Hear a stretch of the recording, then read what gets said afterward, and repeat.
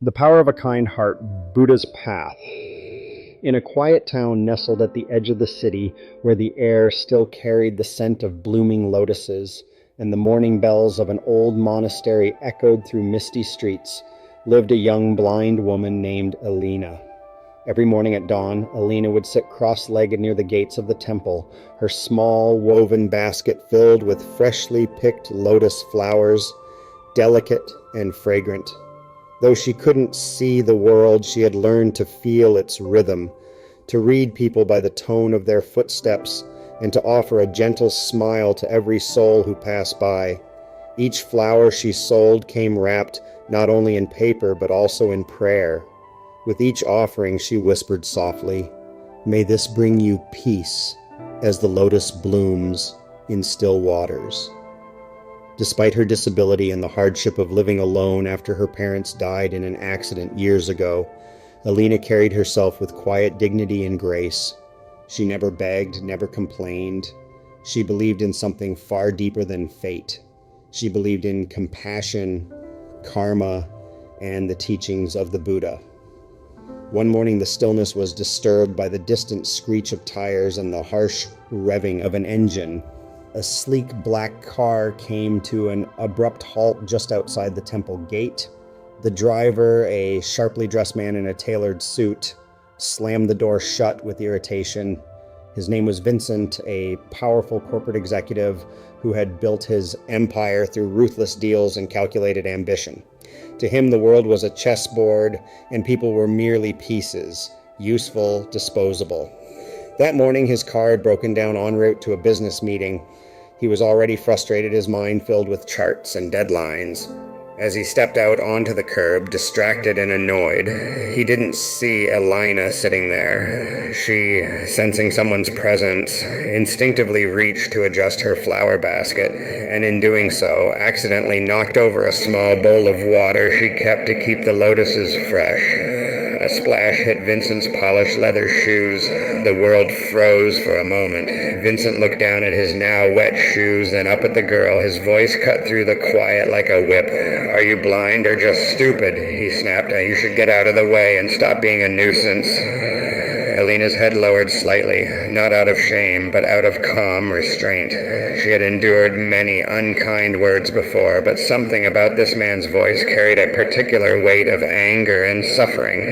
Instead of reacting with anger, she slowly picked up a lotus flower, gently wrapped it in soft white paper, and extended it toward him. "I'm sorry," she said softly. "I hope this flower brings peace to your heart." Vincent stared at her, baffled. Peace? From a street vendor? A blind girl? He scoffed, turned, and walked away, muttering something under his breath. The flower remained in her outstretched hand for a few seconds. Then she simply placed it beside her, as if still believing someone might take it later. The monks, having witnessed the exchange from afar, said nothing. They knew Elina well, and they knew that her blindness did not extend to the soul. Her vision went deeper than most could ever imagine. That evening, as the sun dipped behind the rooftops, Elina whispered a quiet chant by her window. Her tiny room held little more than a mat, a wooden shelf, and a single photo of her late parents beside a small incense burner. But there was no bitterness in her prayers, no resentment, only the wish that the man who yelled at her might one day know true happiness. Far across town, Vincent sat in a luxurious office, surrounded by glass walls and stainless steel. But his heart was clouded. He kept glancing at his phone, at a picture of his teenage daughter who barely spoke to him anymore. His wife had left him a year ago. His success felt hollow, sterile, and cold like the building he ruled from. His mind somehow returned to that blind girl, that flower, that odd sense of calm she radiated. He tried to shake it off. She's nothing, just a poor girl. Forget it. But he couldn't. The next morning, Elina returned to her usual spot, and nothing had changed, and yet everything had shifted. Several passers-by stopped, not to buy flowers, but to ask how she could remain so kind. "Don't people treat you badly?" one woman asked. Elina just smiled. "If I allow the thorns of others to grow inside me, how will I ever bloom?" Later that day, one of the monks approached and gently placed a folded piece of cloth into her basket. Inside was a donation and a small note. "Compassion does not always receive applause, but it changes more than we'll ever see." Unbeknownst to her, a silent ripple had begun, one that would return years later in ways she could never have imagined. And the man who once mocked her, his journey was just beginning. Years had passed. The streets of the city grew louder, buildings reached higher, people moved faster, but one thing remained the same: Elina's gentle presence at the temple gate, with a basket of lotus flowers and a heart that never hardened. Meanwhile, Vincent's empire had expanded. More contracts, more mergers, more zeros on his bank balance. From the outside, he was a man who had won at life, but inside he was withering. His daughter had moved abroad and barely called. His second marriage collapsed within months. His nights were sleepless, his thoughts loud. There was a tightness in his chest, a weariness that even his luxury couldn't dull. Doctors told him it was stress. Medication helped a little, but the hollowness remained. One late autumn morning, Vincent received a call from his estranged wife. She spoke softly but firmly. "There's a temple outside the city. Go there. Talk to someone, or at least listen." He was skeptical, but something in her voice made him go. When he arrived, he was surprised. There were no grand ceremonies, no incense-choked halls, just the sound of leaves falling and monks sweeping the courtyard. And at the gate, sitting quietly with her flowers, was Elina. He froze. She didn't recognize him. Of course not. Years had passed. But he recognized her. That same serenity, that same warmth. Her hair had streaks of silver now, but her voice was unchanged. She was humming a chant. It wasn't for show. It was her way of breathing. Without thinking, he stepped forward, and this time he didn't step in anger. "I believe we've met," he said. She paused, tilted her head. "Your voice, I remember," she said softly. Silence hung between them. "I was not kind," he admitted, "and yet you gave me a flower." She turned toward him. Though her eyes saw nothing, her gaze saw everything. "I gave you what I wish someone had given me once," she said. "Compassion." Vincent's throat tightened. "Why?" Her answer was simple. "Because pain should end with me, not be passed on." He sat beside her like a student before a teacher. They talked for over an hour, or perhaps it was just a moment. Time moved differently in that space. Elina told him stories, not of suffering, but of the small kindnesses that saved her. A stranger who left rice at her door when she was hungry, a child who taught her to navigate the market, a monk who said, "If you cannot see the world, then see into it." She spoke of losing her sight at 10, of years in silence, of nights praying for bitterness to leave her heart. In the morning she finally forgave the world, and it forgave her back. Vincent listened, his eyes wet, his breathing slow. No one had spoken to him like this in decades. Not as a CEO, not as a sinner, but simply as a soul. "I built everything," he confessed, "but I feel like nothing." Elina reached into her basket and handed him a lotus. "Then rebuild," she said, "but this time not with stone and steel. Build with heart." That night, Vincent didn't return to the city. He stayed in a nearby guest room at the temple. At dawn, he swept the courtyard with the monks. He watched the sun rise for the first time, not through tinted windows, but with a humble heart. Days turned into weeks. He returned again and again, and slowly, the man who once stepped on people to climb began to kneel beside them, to understand. One afternoon, he asked Elina, "Do you believe in karma?" She smiled. "Karma isn't revenge, it's education. The universe doesn't punish, it teaches. What we put into others, we eventually find in ourselves." He nodded, remembering the coldness he once carried and the loneliness that followed. Later that year, Vincent donated a large sum, not anonymously but quietly, to build a shelter for blind children. He didn't ask for his name on any plaque, but Elina knew. She always knew. As winter approached, one of the monks found Elina sitting under the Bodhi tree after her prayers. "Why do you spend so much time with him?" the monk asked gently. She smiled, her hands still clasped in prayer. "Because sometimes the darkest hearts just need someone who refuses to give up on them." The monk nodded. "And what do you think will happen to him?" She exhaled slowly, as if releasing the weight of an entire lifetime. "I think," she said, "he's beginning to see."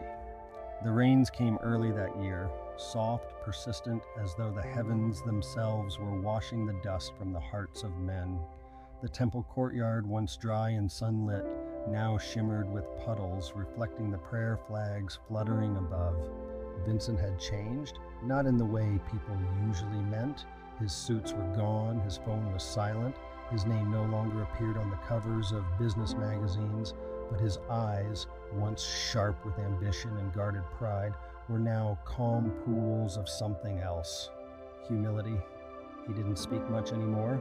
He listened, he swept, he served, and every week, without fail, he would bring a basket of fresh lotus flowers and sit beside Elina, the girl he once insulted, the woman who gave him back to himself. Elina, too, had grown older, her hair fully gray now, her fingers a bit slower as she arranged the petals, but her voice, oh, her voice, still carried the same warmth that once stunned him into stillness years ago. One morning, Elina did not come. The bench near the gate was empty. The basket was untouched. Vincent waited all day and the next. On the third day, a monk gently placed a hand on his shoulder. No words were needed. Vincent entered her room quietly. It was simple, just as he remembered from her stories. A low bed, a shelf of scriptures written in Braille, a candle still burning beside a tiny wooden statue of the Buddha. On the small table beside her lay a folded white cloth and a single lotus. She had passed away in her sleep, peacefully, no pain, no sound. Her face, serene as ever, was turned slightly toward the window, as though listening to the morning birds one last time. Vincent knelt beside her, and for the first time in decades, he wept, not from grief alone, but from gratitude. For being seen, for being forgiven, for being reborn, not in body, but in heart. The funeral was humble, just as she would have wanted. Monks chanted, villagers gathered, and one by one people came forward to share how Elina had touched them. A woman who once tried to steal from her, but was instead given a flower and a meal. A teenager who had been on the brink of taking her own life and had been saved by a single sentence. Elina whispered to her, "You are still becoming." A vendor who used to shout at her for sitting too close, who later found himself silently placing apples beside her each morning. One by one, stories bloomed like lotus petals, and Vincent realized Elina had never needed sight to illuminate lives. Her heart had done what eyes never could. When it was his turn to speak, Vincent stepped forward with trembling hands. "I came to this temple as a man who had everything except peace. I left behind wealth, but I found something richer. I found her." He paused, holding back tears. She didn't preach, she didn't judge, she simply was. And in that quiet being, she changed me. He looked toward the altar, where the single lotus lay in a glass bowl. "I once stepped on that flower," he whispered, "and still." She handed it to me again. In the months that followed, Vincent stayed. He created a foundation in her name, not a grand institution, but a walking initiative. A group of volunteers who would go into cities and villages, not to preach or convert, but to listen, offer food, and hand out lotus flowers with handwritten messages of kindness. The world began to take notice, not of him, but of the movement. Stories were shared, one flower at a time, one heart at a time. One day, a little boy asked Vincent during a school visit, "Were you her son?" He smiled and replied, "No, but in the end, she gave me a new life." And that's something even a mother might not always manage. Years later, a young woman found herself at the gates of that same temple, burnt out, broken, thinking of giving up. She sat on the same bench Elina once sat on, and beside her a kind old man with tired eyes and soft voice handed her a lotus flower and said, "This is for you. May it bring peace to your heart." She looked at him, confused. "Why would you give this to me? You don't even know me." He smiled. "I don't have to. You're suffering. That's enough."